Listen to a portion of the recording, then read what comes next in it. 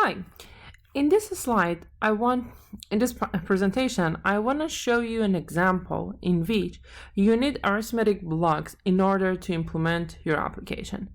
This example is designing a ladder program with arithmetic blocks that converts degrees Fahrenheit to degrees Celsius. Now, in order to convert this Fahrenheit degree, we need to know what is the equation. Let me write the equation here. If you are interested in Celsius degree,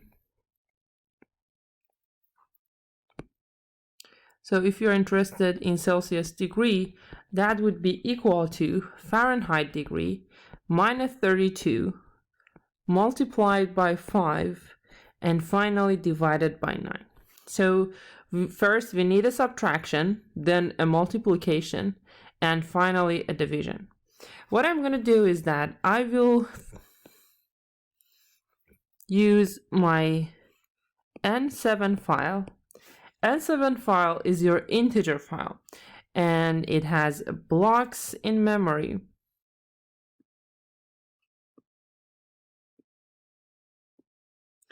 The first one is going to be N70, N71, N72, 3, 4, 5, 6, and the last one is going to be 7. So let's assume that I have my data here in N71. So my Fahrenheit degree is here.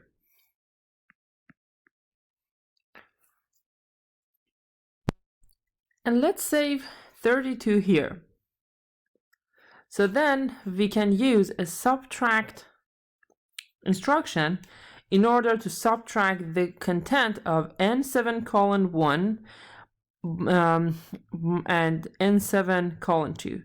So the content of N7:2 will be subtracted from N7:1. And then the result of this can be saved here in this one. Again, we can use the result and multiply it by 5. So the content that we have here will be multiplied by the content of N7:4. And then let's assume that we keep the result somewhere here. And we have 9. We have to add 9 here into this block. And finally, we can divide these two block of memory using a division instruction, and at the end save the result here. I'm going to show you the solution here. So here you can see different blocks. So the first one is subtraction. So in subtraction, as I told you, we have our Fahrenheit value. So in N7:1 we have our Fahrenheit value, and in N7:2 we have our 32, which needs to be subtracted from the Fahrenheit degree. In N7:3 we have the result. So B will be subtracted from A and the result will be saved in N7:3. Later in the next rung we have N7:3, which is the result of the subtraction, and we have 5 saved in N7:4. We can multiply them and save the result in N7:5. So this is if assuming the Fahrenheit degree is 212, then the result of subtraction and multiplication up to here is 900.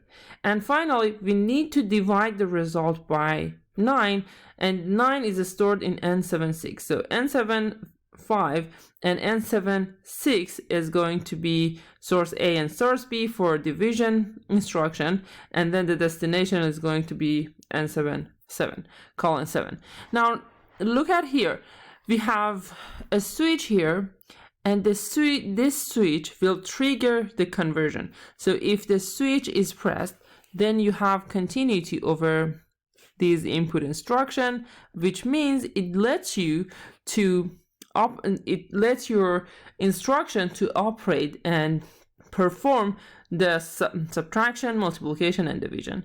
So that's why this particular switch is called the calculate switch. So as soon as you press the switch, your operation will be performed, and you're gonna have your Celsius degree in your final destination, which is N7:7.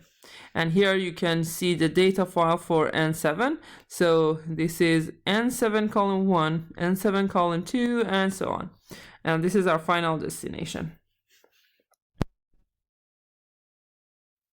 Let's look at another example. In second example, I want to design a ladder program with arithmetic blocks that can help me find the upper and lower limits of a temperature. So I have my temperature. I want to save the values of upper and lower limits of temperature. So, and that's upper and lower limits are 0.5% of a manually set temperature. So what should I do? So it means that I have to multiply my temperature, what I have,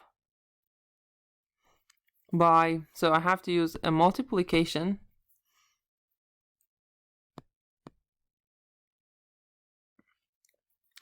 And I have my source A is my temperature, and my source B is going to be my 0.1/2%, which is equal to 0.005. So this is 0.5%. Now my destination should be somewhere in floating point file. So because I'm dealing with 0.5%, then my number is not an integer number anymore. So I have to use another file in my data file, and that file is F8. F8 is showing me floating point data file. And that's basically very similar to what I have for integer file. The only difference is the type of data I can store in each one of them. So the approach that I can address to them is pretty similar. So here the first block is going to be F80, the next one is going to be F81, and so on. So let's assume that I'm saving my temperature in F81, and then my source B is a constant number, and that's the 0.5%, and my destination is at, for example, F83. So this is my first instruction I need to use. Then the second one is going to be an addition, and then the third one should be a subtraction. Why? Because this one, what I have at the end of these multiplication, is going to be the result of 0.5% of my temperature. Now I need to add this to my original temperature and then subtract it to find the lower and upper limit of my temperature.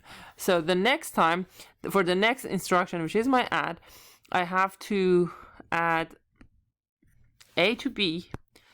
A is my original temperature, so F81, and then my destination is going to be my B that I have to add to my temperature. So F8:3 is the next source, and let's assume that I'm saving this at F85.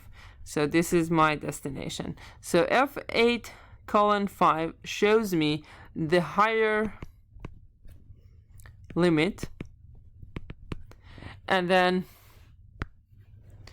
I need to have my lower limit. So I need A and B, and again A is my temperature, which is saved at F8:1, and B is the 0.5%, so still I have to use this number, which is saved at F83, but this time I'm gonna subtract F8:3 from F8:1, so B should be subtracted from A, and my destination for lower limit temperature is going to be F8. It can be any number, any structure, so I'm gonna choose F87. So this is my low limit. So I have my low limit saved at this destination and my high limit at this destination. Now these are instructions, so what I'm gonna do is that first let me erase this. So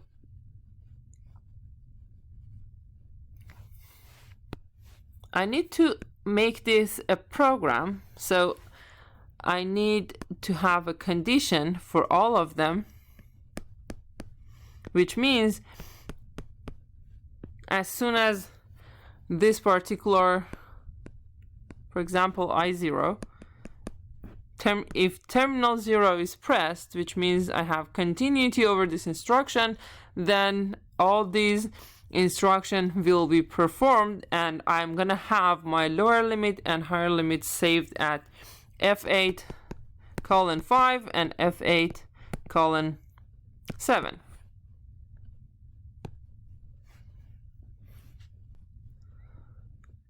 The next slide here, you have the exact detail of this program with all the numbers and your data file for floating point numbers here.